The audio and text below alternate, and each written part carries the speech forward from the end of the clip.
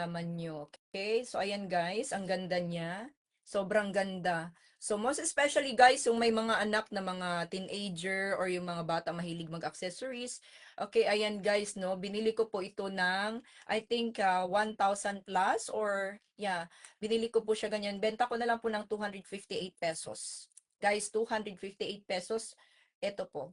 Screenshot guys, 258 pesos only. So, ang ganda pa ng mga bato niya.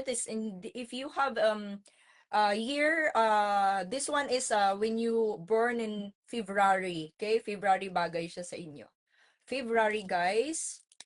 Ayan, yung birthstones nyo.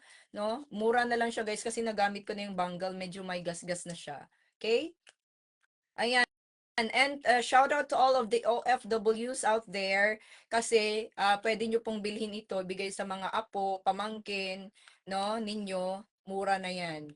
Sobrang mura na yan, guys. You cannot find ganitong price no na binibigay ko sa inyo. Okay?